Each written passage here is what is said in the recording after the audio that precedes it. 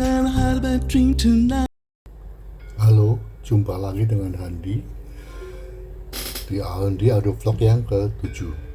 Kali ini saya akan berbicara mengenai speaker bekas, atau kita kalau bila mana mempunyai speaker bekas, atau kita membeli speaker bekas, atau mungkin kita punya speaker yang lama, hal-hal apa yang kita bisa lakukan untuk membalikan kembali performance dari speaker-speaker itu supaya bekerja dengan optimal. Yang biasa saya lakukan bila mana saya mempunyai speaker bekas adalah begitu barang datang saya akan membersihkannya. Saya bisa menggunakan kanebo dengan sedikit basah air, kita lapin. Kemudian untuk speakernya saya akan menggunakan kuas untuk membersihkan debu-debu di konus ataupun di karetnya atau di dashcapnya. Dan demikian juga dengan di mid-range kalau dia main 3-way, atau di tweeter kalau dia main di 2-way.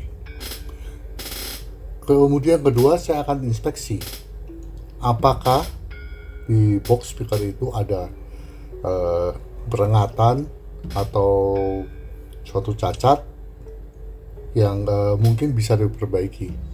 Bila mana finishingnya adalah bentuk kayu, ya kayu, kita bisa membeli spidol yang berwarna kayu, seperti kita bisa cari toko-toko online, kita bisa tusir atau mungkin perbaikin sedikit supaya kelihatan lebih bagus.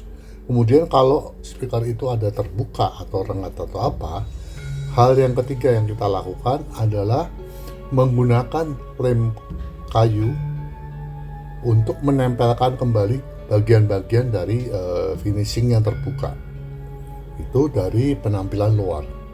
Kemudian di dalam, ya, kita kalau sudah kita dengarkan dulu suaranya, apakah suara dari speaker itu masih oke, ataukah mungkin kita merasa bahwa kok tenaganya kurang besar atau apa. Kembali kita cek di dalam, kita lihat di kabel speakernya, apakah kabel speakernya sudah terkorosi, ataukah mungkin karena dia mass product dan barangnya sudah lama, menggunakan kabel-kabel yang kurang bagus, seperti kabel yang sangat kecil atau apa.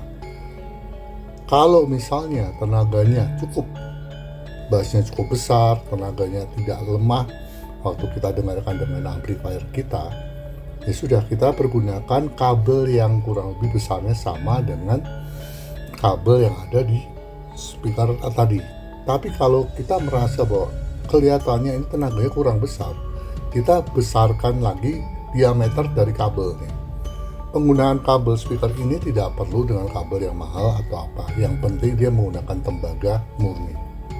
Misalnya kita kabel aslinya kita ukuran 1 mm, kita bisa naikkan di mungkin 2 mili atau mungkin 2,5 mili. Kemudian kita lihat juga, setelah itu kita lihat lagi yang keempat, ya, kita lihat lagi di dalamnya. Apakah ada kebocoran, mungkin waktu speaker itu pernah terendam air atau apa. Kalau ada kebocoran, kita bisa menggunakan lem kayu atau lem apa untuk menutup bagian-bagian yang lubang, atau kita bisa seperti menghaluskan, mendusir seperti itu supaya tidak ada lubang yang udara yang bisa keluar. Atau bisa menggunakan juga silikon, atau mungkin menggunakan dari glue gun. Setelah dari situ, kalau kita mungkin speaker itu udah lama, mungkin 20 tahun atau lebih, kita bisa kita buka di crossovernya, kemudian kita solder ulang, kita panasin lagi antara sambungannya dengan PCB-nya, dengan komponennya, dengan solder ulang lagi. Kita bisa menambahkan timah baru atau kita hanya panaskan aja. Hal itu akan membantu untuk koneksi yang mungkin ya udah lama dia retak atau apa, atau mungkin kurang baik atau seperti apa. Dengan melakukan hal-hal yang barusan saya sebutkan di vlog ini, speaker Anda akan speaker lama Anda akan bersuara lebih maksimal kembali. karena itu adalah suatu proses peremajaan di bidang speaker. Semoga membantu. Sampai berjumpa di vlog-vlog selanjutnya.